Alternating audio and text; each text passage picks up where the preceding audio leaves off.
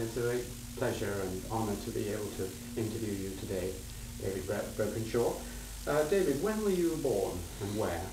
In May 1923, near Durban, a small seaside town, Winklespruit, the English called it. How do you spell Winklespruit? Winklespruit. It means the river by the shop, but the English mispronounce it. What do they call it? Winklespruit. It should be Winkelspruit. Right. And tell me something about your parents. Father was a solicitor, later an advocate and later a judge. His father had come out from Cornwall in 1870. My mother came from Lancashire as a nursing sister, and they married in 1915, and I was the youngest of three sons. And did either of them have a great influence on you, their character or their advice or admonitions? Both, yes. Looking back, I had one of those dull, happy childhoods with little drama. I think I'd say for my mother, a concern for the poor. She had done her nursing training in the slums of Edinburgh about the turn of the century, and she said some of the conditions there were as bad as anything she saw in South Africa. And I remember one incident when I wanted a puppy and was given one, and my dad insisted that I clean up after the puppy and look after him, which I wanted to do anyway, and it was only later that he didn't want me to leave it to the boy, as they say in South Africa. And although it's embarrassing now to look back on this privileged white South African childhood, at the time I have no memories of horrid incidents. Yes. I grew up as one did in the 1920s, in a white milieu. Were you aware of the fact that there was another world of black people in poverty and so on around you? Not very much. Through the servants, we liked to go. The Fanyan, our Zulu servant, had a little outbuilding, and we liked to sit there. I can still remember the smell, the closed hut, the tobacco, which was exciting to us. And vaguely, but I can't say I had any tender social conscience. It wasn't until I joined the army later that I became more aware. What was your father like? Was he was obviously a prestigious legal person. But no, he was good. He was a good daddy. He was advised to do some manual work, and he started building canoes, and which he built one for all of us. We helped him. And so I remember my happiest memories of my boyhood were on Durban Bay. We had a cottage in Salisbury Island, which is now built over. So he looked after us well. Once when I was with him in a yacht, we were being swept out, I thought, to sea in a westerly buster, and we clambered onto a large buoy about 8 foot. And I remember asking whether we would be saved, and he put his arm round me and said, "Don't worry, son, we'll be all right." And we were, of course, we were rescued. He wasn't demonstrative. He wasn't a huggy-kissy man, but he was there. I knew that all the time.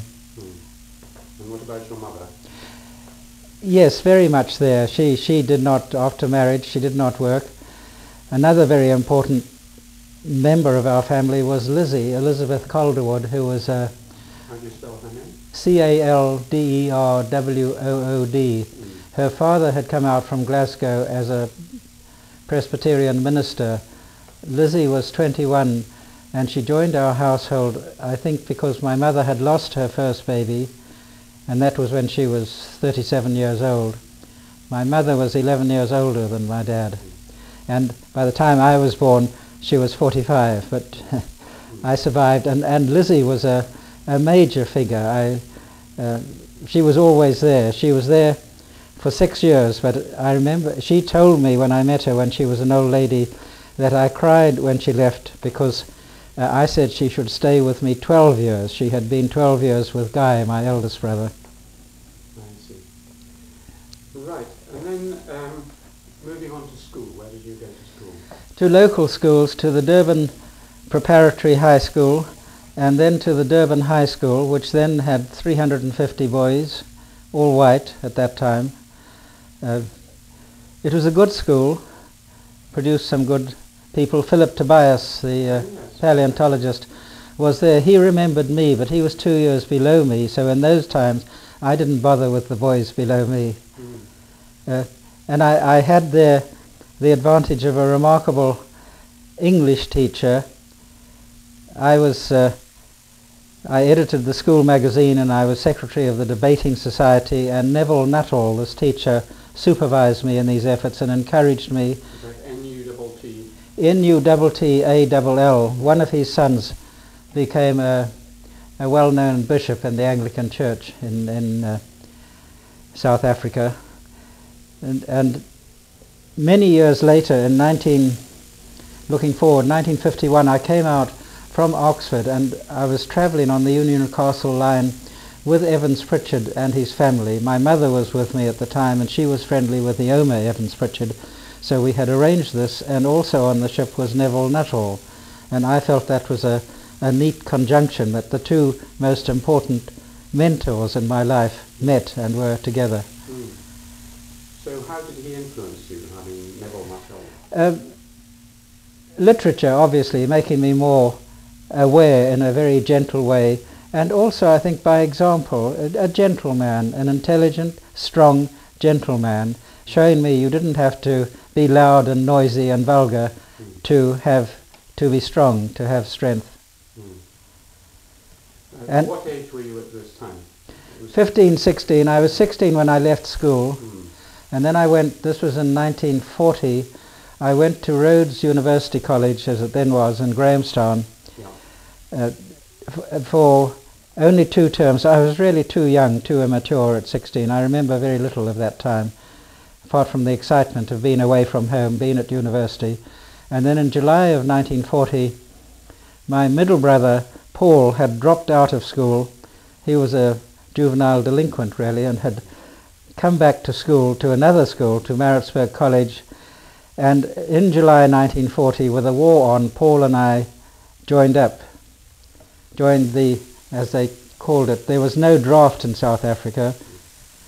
Our eldest brother, Guy, was then quite an air ace. He had joined in 1937 the Fleet Air Arm, and already he'd been decorated and had done all sorts of heroic things, been shot down twice, once by friendly fire, and had survived. And Paul and I wanted to be a pilot like Guy, but I was only 17, they wouldn't take me. And in the army they were supposed to be 18, but they were less fussy, and Paul and I joined as dispatch riders, having been promised Harley Davidsons, which at age 17 was irresistible, to have a brand new Harley Davidson motorbike and to ride as fast as I liked. Yes. Shall I go on with the war? Yes. We had a year in South Africa in training at Potchefstroom, and just digressing for a moment, in Potchefstroom was Potchefstroom. Potchefstroom had an Afrikaans university and was one of the heartlands of the nationalists who were pro-German, who were against South Africa coming in the war, and there were some quite unpleasant fights between the local people and the soldiers, at that time we had 2 national anthems, Die Stem van Suid-Afrika, which was the Afrikaans one, and God Save the King, as it was then. And the local people would refuse to stand for God Save the King, and then there would be an all-out fight afterwards. Not nice. After 1 year in training, we went to North Africa with the 2nd South African Division and spent a year in the desert. And then the whole division pretty much was captured. 22,000 South Africans were captured in June 1942 at Tobruk.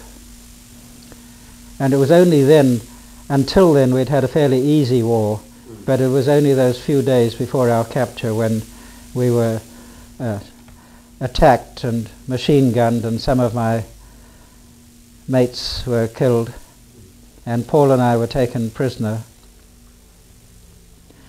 Spent 6 months in North Africa, in Tahuna, which is about 35 miles south of Tripoli, in the desert, and that was quite rough. We were short. Prisoner of war camp. Prisoner of war camp run by the Italians. When we were caught, Paul and I were both strong swimmers, and before we were caught we had decided to go to the coast. We were very close, wait till nightfall and swim, we thought 5-8 miles outside the perimeter of Tobruk, where we thought we would meet our forces. We didn't realize that they were 80 miles away, advancing on the Germans. Rommel was advancing on Alexandria. So when we were caught, we'd had a bottle of gin between 7 of us. We'd had our share, and I'd taken off my shorts. I only had shorts and a shirt, and was in a pool sleeping when some Germans came round. Very dramatic, because I made a dive for my shorts, and they thought I was going for a gun, and there was a burst just above my head. And then typically, many other prisoners reported the same. They apologized, the Germans, for handing us over to the Italians. You and I are soldiers, they are not. Anyway, Tahuna for 6 months, and then taken to Frascati, north of Rome, for 15 months. Escaped in the Italian armistice, got caught again after 11 days, and taken to Germany, to Dresden, and were put in a camp. Paul was a sergeant, I was a lance corporal, but my dad had asked us to stay together, so he volunteered to come to the working camp, where he was the senior Allied prisoner of war. And I worked in the German post office, loading parcels. Under the Geneva Convention respecting prisoners of war, it's permissible to work as long as it's not direct war work. And in fact, it would have been boring just to stay in camp all the time. And we had our own ways of making the time pass, and generally got on well with the German civilians who were supervising us and the German guards. Did you speak German? I spoke a little. I became very friendly with Wolfgang, one of the guards, my age. I used to try and talk to him in German and he to me in English, and we would talk about our plans for going to university after the war. And I only realized afterwards, because this is an important part of my personal history, that I was in love with Wolfgang. I didn't recognize until I was 31 years old, and I met Bernard, who became my life partner, when I was 31. I would not recognize that I was gay. Wolfgang and I had a very close relationship, and there were many of these relationships, unusual between a German and a Brit, but many of them had homoerotic elements, although there was no physical expression. And I was very distressed when Dresden was bombed. That was in February the 13th, 14th, 1945. I was desperate to see Wolfgang. I was more concerned about him than about the 20,000 people who had been killed. And when he saw me, he said to me in German, don't speak to me again. And I was told by Horst, the camp commandant, that Wolfgang's sister's flat had been bombed and she had been killed, and his nephew, so I could understand. How close were you to the bombing? We were 8 kilometers from the center of Dresden, so there was no direct bombing, but we could see it. The RAF bombed by night and the United States Air Force by day. And going through the town later, I thought I would never get the stench out of me, and even there are times in East Africa after the rains there's a certain putrid smell which takes me back unpleasantly to Dresden. And there were signs all over town in German, who loots will be shot, and we saw Mr. Christensen, the Red Cross representative, a Dane. He came round and he warned us that he couldn't protect us if anybody looted, and there would be photographs both of Germans and Belgians who had been caught looting. And at that time a number of Americans came into our camp, and they were in very poor condition. They'd been captured in the Ardennes and brought there, and one of them looted and was caught, and my brother went to his trial and said there was nothing he could do. He was found guilty and shot. I should move on because I'll spend all the time on the war. The prisoner of war period was important to me. I remember thinking, after the war I'm not going to be pushed around. we didn't suffer much unpleasantness. Once in North Africa I was slapped by a sentry who thought I had insulted him, but that was a sting, it wasn't awful. But I didn't like being young and proud, I didn't like being pushed around, and I can't say I've been able to do that all the time, but there are times when I still think I don't have to put up with this, whether it's academic cruelty and pomposity or just bureaucratic hurdles. So in a way it's been good for me, and also it was good. I went back as soon as I could. We were demobilized and sent to Britain and then to South Africa. My father, by the way, was in Britain. He was a judge by then, and he was chairman of a South African Prisoners of War Relatives Association. When Paul and I saw him in Brighton, where the camp was, he was trying to telephone in the days when you still used pennies, and Paul said, "Don't waste your pennies, Pop, we're here." And it's one of the few times when he hugged us. So we went back to South Africa. I went back, got back in July, and I wanted to join the Air Force. I still had this, it's taken me years to get over this, a shame and embarrassment. I thought I should have been a hero, like Guy, my eldest brother, who had disappeared off his aircraft carrier in 1942, the same time when we were captured. He was never seen again. And fortunately, really the atomic bomb was dropped in August, so that made it unnecessary. But I can remember Paul's fiancée, later his wife, being furious with me for wanting this.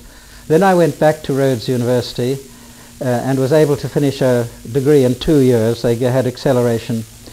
And then, and this, what was the subject? I did political science and economy.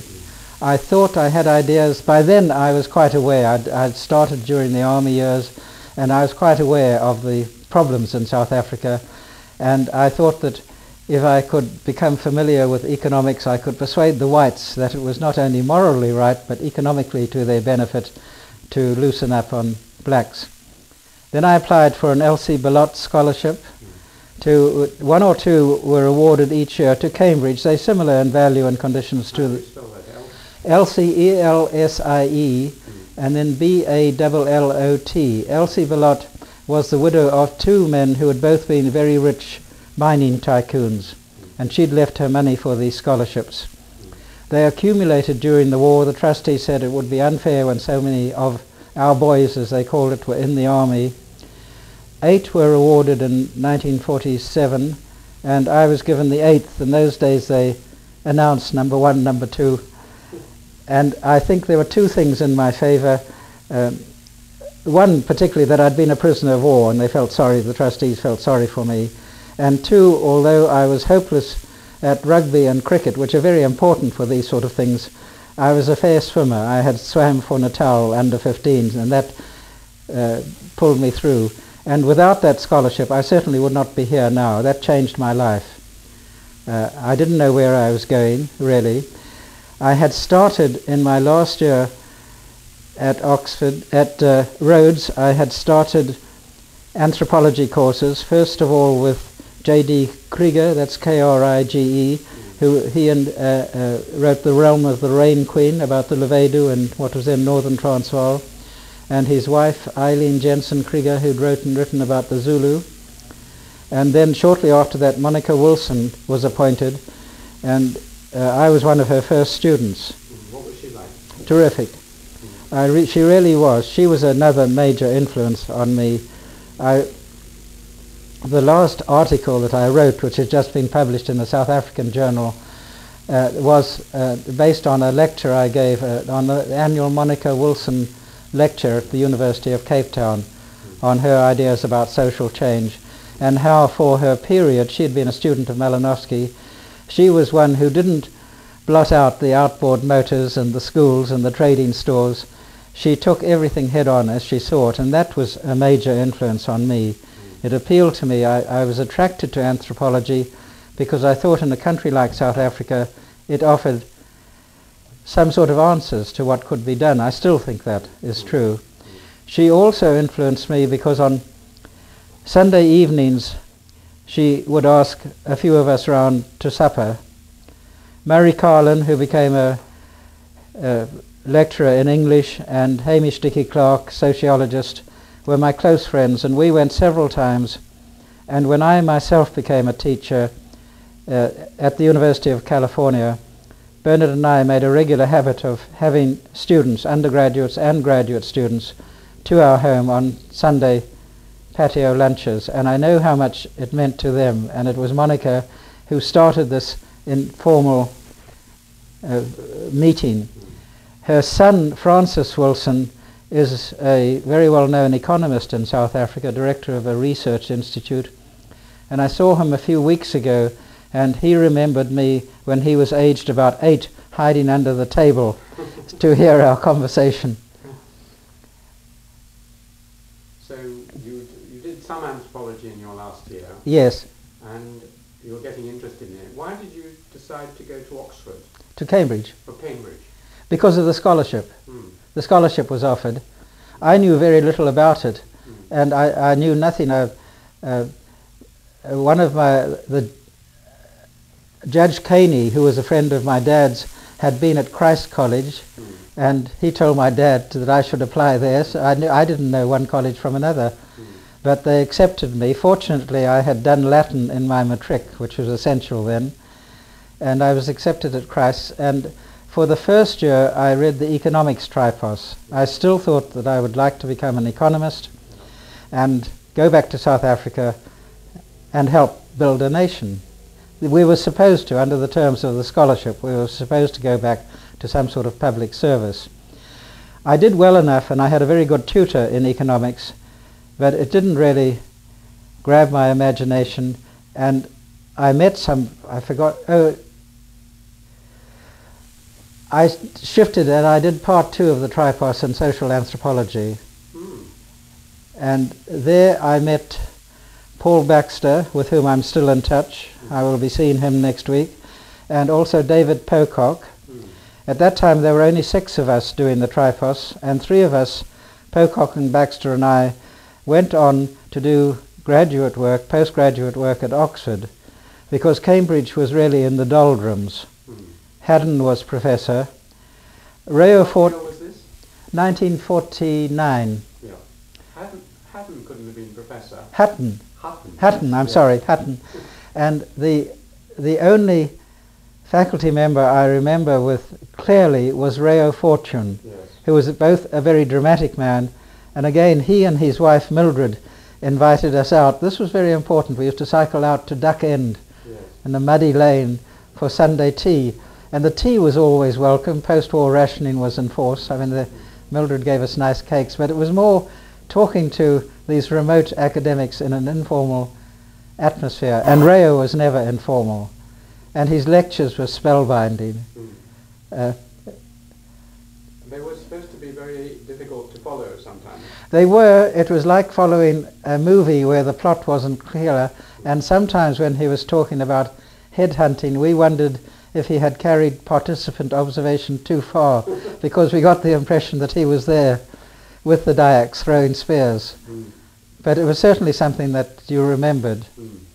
And who were your sort of supervisors? Who in supervisions? Was it Rio or was it? Was it Peristiani? John Peristiani was there, wasn't he? And then he also moved to Oxford. Yes. And were you taught by Hutton? I think we went. He wasn't very impressive. No, it was his last year, wasn't it? Yes, and we also did some archaeology and some physical anthropology. It was very far removed from the American Four Fields, but we did a smattering, and we went out on a dig for Roman coins and that sort of thing.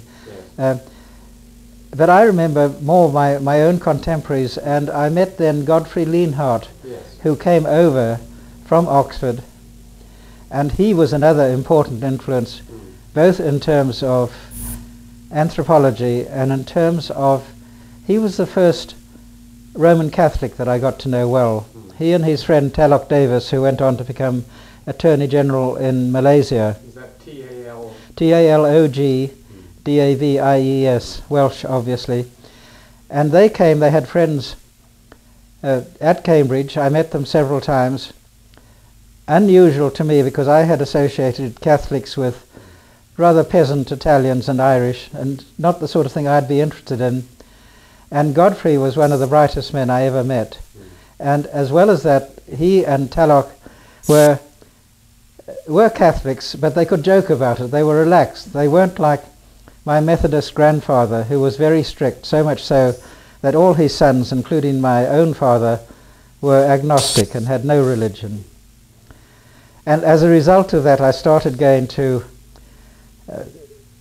Father Gilby, later Monsignor Gilby, who was the Catholic chaplain at the time, quite well known.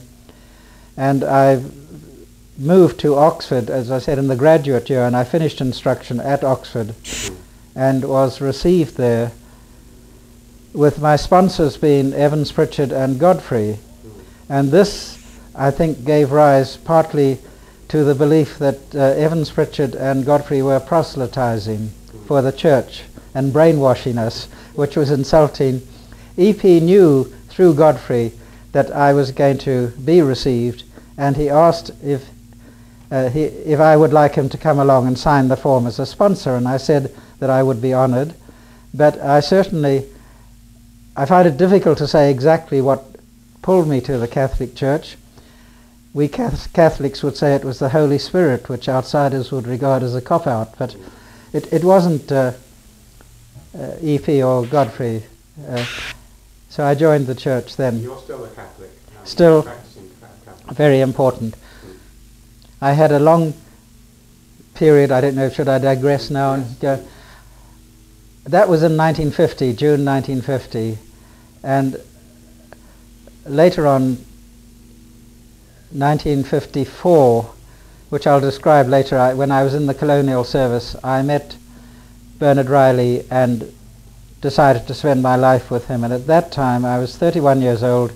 I had actually resigned from the colonial service and was going to try my vocation as a Catholic priest. I wanted to go back to South Africa, learn Zulu, and as a sort of reparations, really, become a priest in Zululand, and not to bring the message to the heathens, but to try and bear witness, really. And then I had the only time in my life I was seriously ill, was I think the result of a inner tension between recognizing that I was gay, loving Bernard, and wanting to be a priest. And eventually I decided the right decision, I'm convinced, to go with Bernard. But at that time, because I was gay, I did not receive communion. The Catholic Church, as you know, still has major problems with homosexuality. So for 10 years or so I did not go. And eventually, when I returned to Ghana, I discussed this with a wise Catholic priest who was headmaster of a Benedictine school, and sitting on the terrace sipping whiskey at night, I told him about being gay, living with Bernard, and he said quite impatiently, well, don't you know that God made you and God loves you and you have no problem? I'll give you communion tomorrow, and get me another whiskey. Nice. Am I digressing too much? No, that's lovely. Tell so me something about Bernard. Probably this is a good point to do. About Bernard. Yes. Bernard, when I met him, was also in the colonial service. He was 3 years younger than I. He was teaching at Tanga High School.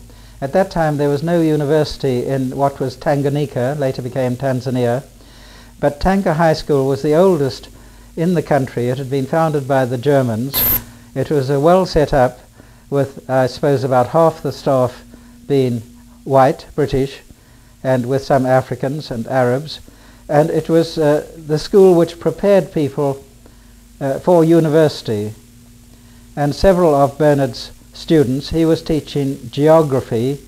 He had done geography and geology honours at Manchester University.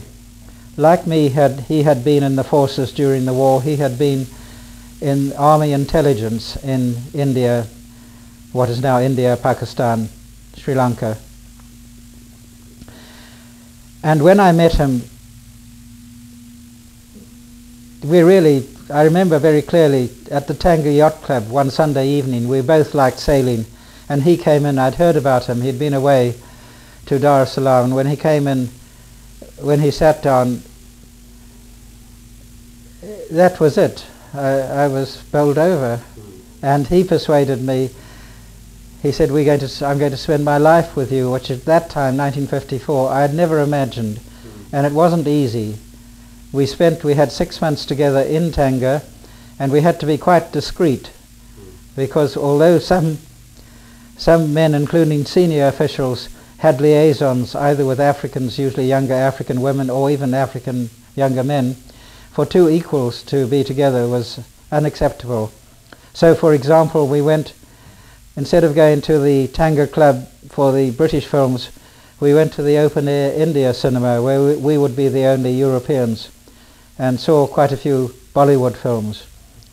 One of them, On, became our sort of theme film, and I've only On, A-A-N, it was a major hit in 1952, and only last week Magnus, a young German friend of mine, found a copy for me, so I'm going to see it on DVD when I get back to South Africa.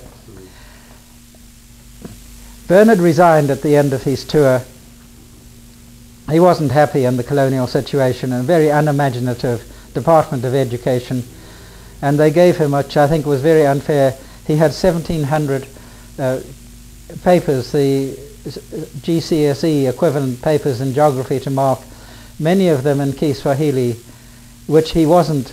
He could speak it, had good conversation Swahili, but he wasn't that good at it. And I remember spending a month with him in the evenings helping him, because my Swahili was good by then. I had passed the highest standard, going over the scripts and marking it. But for that and other reasons, Bernard enjoyed the actual teaching, he enjoyed his students, but he didn't like the colonial bureaucratic setup, and he decided to resign. We both went to England on leave and spent 6 months in London, and going around he showed me his haunts in Manchester and showed me London, where he had spent a year on a teacher's training course. And then he went to what was then Rhodesia to accept a teaching post. I was obliged to go back to the colonial service. I had, as I said, unresigned to go to the church, and then I joined again, and I didn't want to flip-flop too much. So we decided that Bernard would go to Bulawayo in what was then Southern Rhodesia, where he taught at Founders High School, which was the only school for coloureds and Indians in the then Federation of Rhodesia and Nyasaland. So again he was preparing students for university. And after 9 months in Tanganyika, including a spell at Njombe in the Southern Highlands, where I was district commissioner for a time, and then Tunduru, Tunduru, in the southern Tanganyika, again I was district commissioner, which I liked. I think it was a great job. I loved the responsibility. I liked my colleagues. I liked dealing with the Africans. And I should say that Tanganyika was unusual. It wasn't a colony. It was a mandate of the United Nations, taken over. Britain had taken over the mandate under the League of Nations after World War I. Before World War I, it had been a German colony. So there was no heavy hand of colonialism, and also we knew that the end was coming. None of us thought it would be as quick as it was. And I can remember, of my 5.5 years in the colonial service in Tanganyika, I can remember few incidents that embarrassed or made me ashamed. There was one in Tunduru when the Liwali, the headman of the town, which was half a mile away, Liwali is L-I-W-A-L-I, a Muslim headman, came to me very politely, and it was the feast of Eid, and he asked if they could have the usual drumming, and I said, of course, why do you ask? And he said the wife of my predecessor, the district commissioner's wife, had said that drums gave her a headache and had forbidden them, and I still cringe at that. So I asked him in return if he minded if I joined them, and we had a great party. But there were I can honestly say there were few incidents of that sort. I had worried when people told me that as a district commissioner, if there was a hanging in my area, I would have to witness that. And I've always been strongly against capital punishment, and I didn't think I could do that. And fortunately that only happened at major centres, so it never arose. But otherwise, I'm proud of my service there. And going back to Oxford, it was John Beattie whom I met there. What is the chronology? When was Oxford before this colonial service? I'm sorry, I'm jumping about. Oxford was after Cambridge. I spent 2 years at Oxford. Doing I did a B.Lit. Baxter and Pocock and I all joined. At that time, EP discouraged anthropology as an undergraduate subject. Yeah. So we came in. Baxter and Pocock had both read English with F.R. Leavis at Cambridge, and I had read economics first of all, and then just part two of in anthropology. So we did B.Lit. I did a 20,000 word thesis on the Southern Nguni, I call them, the frontier wars of the Xhosa and the British in the 19th century, which is, I haven't reread it, but it would be embarrassing to read it because at that time I relied on sources such as Thiel, the main historian. There many more sources have since come to light. But as a result of that, the B.Lit was passed. Max Gluckman was my external examiner. And then Who was your supervisor for that? Godfrey? Godfrey, yes. And then at that time I hesitated between doing administration or going on with anthropology. And it was John Beattie, whom I met then, who was doing his DPhil at Oxford. He had spent 9 years in the colonial service and then come back to it.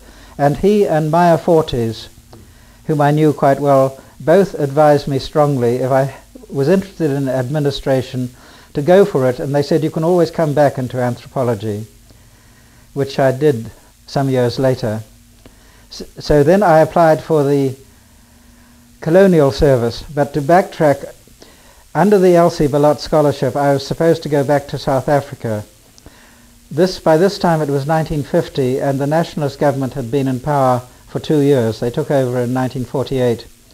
I wrote to what was the Native Affairs Department in Pretoria, and they didn't want an English-speaking liberal with 3 university degrees, and they offered me a temporary clerkship in Pretoria at really quite a risible salary.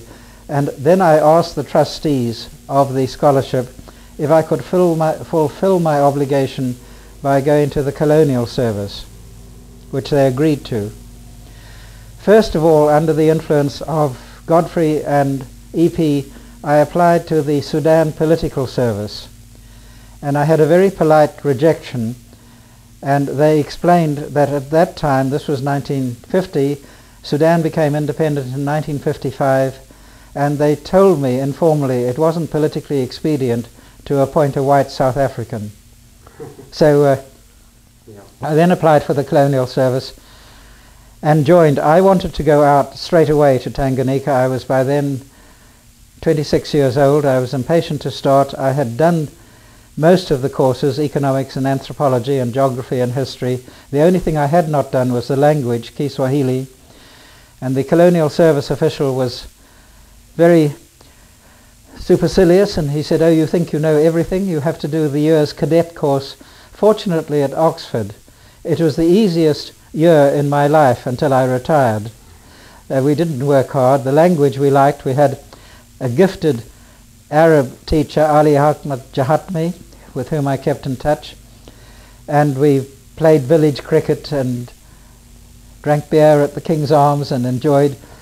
That stood me in very good stead later when I came back in 1960, asked if I could to do my DPhil, because I had to keep 6 terms at Oxford.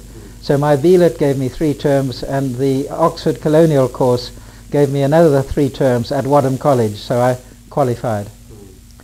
I hope that this isn't too confusing with jumping. That's fine. Yeah. So you went out to the colonial service. Yes. Why did you finally leave it? Because of the same reasons as Bernard? The same? No. I left it because of Bernard. I see, yeah. Basically because of Bernard. I wanted to join it. This was in 1956, and I remember saying to my contemporaries, that another reason was that I was convinced independence was coming. I had met Julius Nyerere in 1956 when I was District Commissioner in Njombe, and he came round with a delegation from TANU, the Tanganyika African National Union. He was little known then, but I gave a party for him, and he was one of the most impressive men I've met anywhere, politician or not. My mother was then staying with me. My parents had separated. My mother spent much of her time either staying with me or my brother or on her own. And I remember the way Nyerere, when he came to the room, saw my mother as the eldest person, went to her, sat down beside, and talked politely to her in a charming way. After that, I was reprimanded and told that as a district commissioner I shouldn't have encouraged a political party. But I'm glad I did it because, as I say, I did have quite a long talk to him. And that convinced me in what I had thought, that with a man like that, independence wouldn't be far away. I thought, 1956, I thought maybe 10 or 15 years. In fact, it was only 5 years, 1961. Thanks to Nyerere and to the governor, whom I knew too, Twining, I think helped the process a lot. So that was, I didn't want to be left, and I'd been thinking of this before I left Bernard, I didn't want to be left at age 40 or so with no career. And I thought... What did you do then? So Bernard was teaching in Bulawayo, and he made inquiries for me, and I went into another form of African administration, the City of Bulawayo African Administration, a big department headed by Hugh Ashton, himself an anthropologist. He had done a doctorate on what were then called the Basotho. He had also been in the colonial service in what was then the protectorate of Basotho land.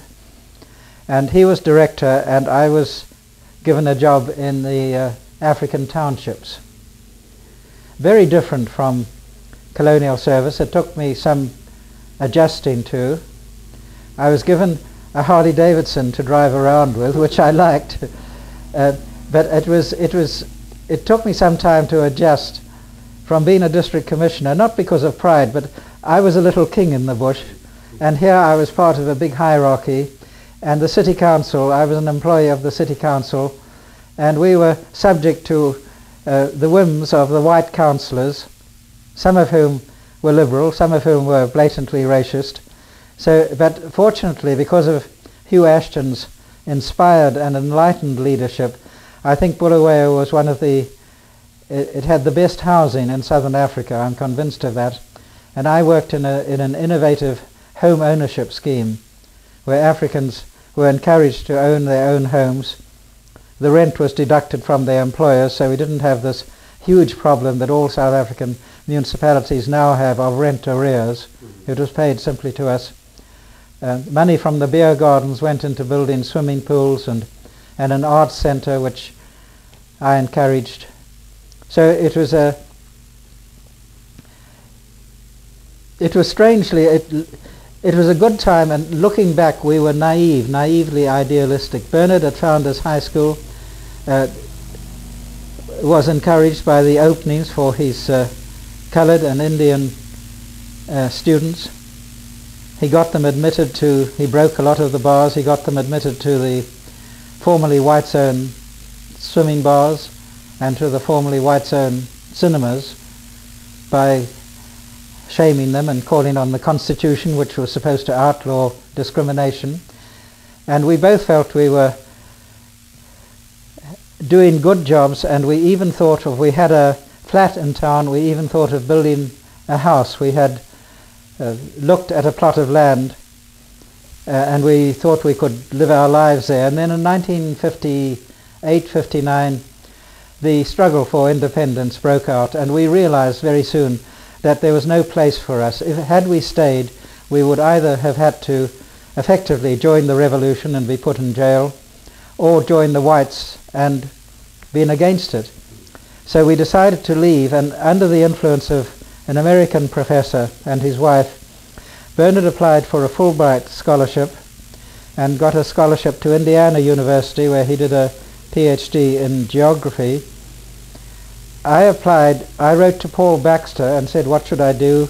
And he advised me to apply for a post in social administration at the University of Ghana, where Paul was teaching. I got the post, so we went our separate ways. And I taught in Ghana for 4 years.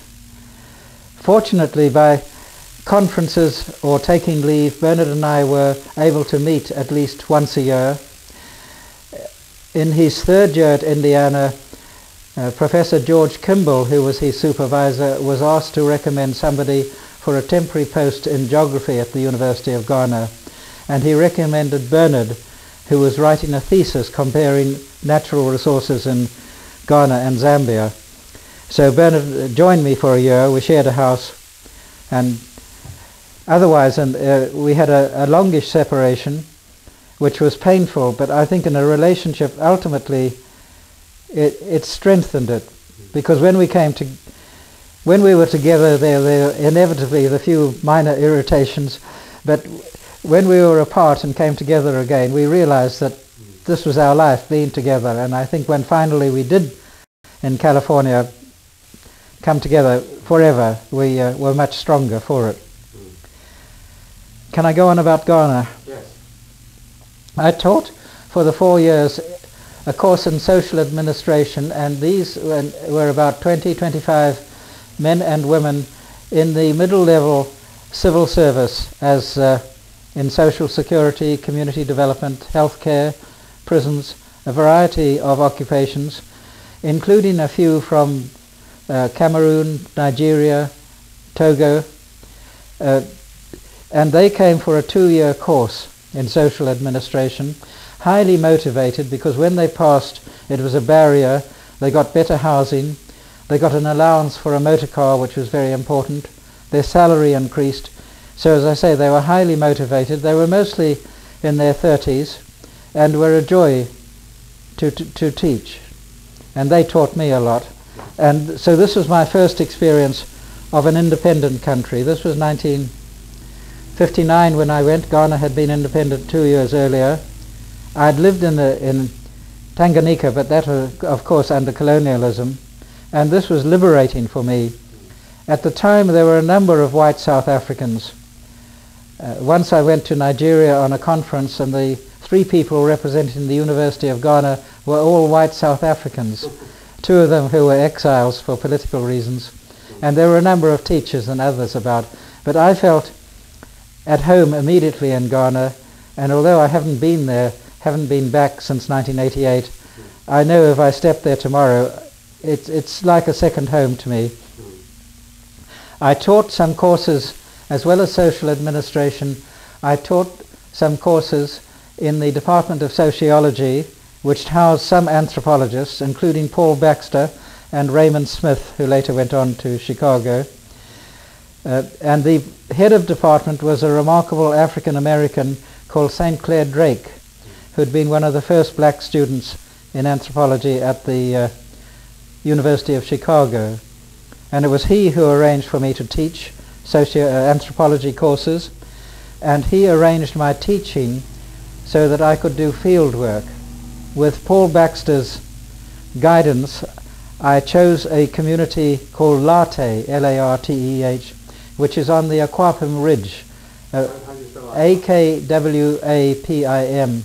which is less than an hour's drive on the hills near Legon, near the university, so it was easy access.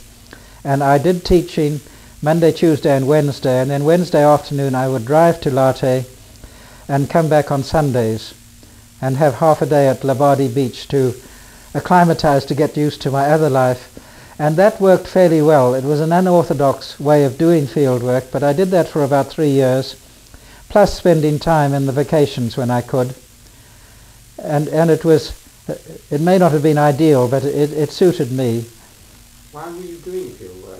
Sorry, I was doing field work because I wanted to join Bernard, and under the influence of our American friends in Rhodesia, we both knew that we had to have a PhD to get a decent post at an American university. Yeah.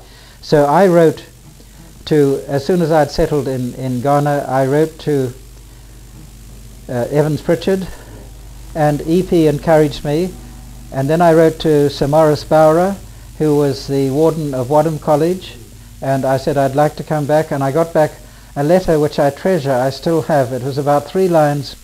He said, "My dear Brokensha, Professor Evans Pritchard spoke about you, and that's quite all right. You can do whatever you like. The bursar will tell you how much to pay." And I compared that with Bernard, who was struggling through a variety of required courses at Indiana University in education and all sorts of subjects, whereas all I had to do was a dissertation. EP appointed Paul Baxter, who knew Ghana well, as my supervisor, and although Paul Baxter left after 2 years, he left the University of Ghana, he continued as my supervisor and was invaluable to me. And again, it was a question of setting an example, because since then I myself have supervised many students, and I often remember how helpful Paul Baxter was. He would send me weekly air letters, I would send him drafts, commenting, criticizing strongly, recommending books to read, recommending what not to do, what not to read, encouraging there all the time. And I know that's one of the most important functions of anyone who's at a university. Although certainly at some of the American universities, any form of teaching, I think, was sometimes undervalued in terms of research and publications. But Paul helped me, and then I did the research. It was a study of social change at Ghana, and at Late in Ghana. It was a good choice, it was a happy choice, because this was in 1960, Time magazine called it 1960 or 1961 the year of Africa. Africa was being discovered by America. There were a lot of interest by American institutions. I was able, because of that, I was able to take 1 term's leave, which I spent on the west coast of America. I wanted to get a taste of what the USA was like, and I spent it, this was just a coincidence, at Western Washington College in Bellingham, Washington, where Bernard had spent the previous summer, quite coincidentally. But he left me his apartment when I got there, and I was able to spend some time with him at Indiana. And what I saw I liked very much at Washington, and I realized that Bernard and I could happily live at an American university. So I finished at Late, and I was saying it was a good choice because of the timing. It was a year of Africa. It was one of the first studies of a small town. Late had a population of about 6,000, including the people who lived in the surrounding villages. There had been many urban studies and more of the typical rural studies. I had hoped to do a study in the north of Ghana, like Jack Goody had done, but Paul Baxter sensibly pointed out it would be very difficult to get to. It was more than a day's drive from the south, so he persuaded me to go to Late, which was an inspired suggestion, because it was, one of the first small town studies, and it attracted a lot of attention, and also because my main thesis was that Late had suffered a lot of change with colonialism from the early 19th century, the impact of Christianity. The Basel Mission had built up one of the biggest churches in southern Ghana, the advent of cocoa, which Polly Hill had described from the 1870s, the cash economy, and the beginning of a globalization with Late spreading out. And until then, a lot of studies of social change had been of the things fall apart.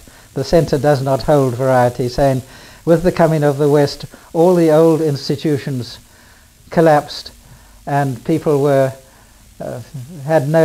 the old traditions disappeared, and people, as Clifford Geertz described for Indonesia, the between two worlds, with the future always disappearing and the past receding, and they were between. Well, I found the opposite at Late, that they had this great capacity for adaptation and accommodation. And the result of that was that my book, I wrote up my dissertation, which was accepted at Oxford, and then published it under the title of Social Change at Late, Ghana. And it had, I checked recently, it received 22 reviews, most of them favourable. One French journal liked it, but they said it was, my French pronunciation isn't very good, trop de descriptif pour un lecteur français. So I've been accused of that in other circumstances of being too descriptive. And I would be the first to admit my strengths are not in detailed analysis. I'm a good ethnographer and describer, and I've got other achievements, but as I say, analysis is not top of the list. But for whatever reasons, it was well received, and more important to me, it was the people of Larteh loved it. Many of them could read English. I sent out many copies, and when I went back in 1970 on a visit, I was embarrassed to find the chief, Nana Asiedu, who was a good friend of mine, was holding an informal court. And he said, just wait a moment, greeted me while I finished this, and one of the elders produced my book and said, here it is, Brokensha, page 176. And it was very embarrassing. Other anthropologists have reported this reaction, that the printed word, although all I was doing was reporting what they told me, but it had all the authority of a sacred text. And that, at least, I more or less got it right, they thought. You did a very long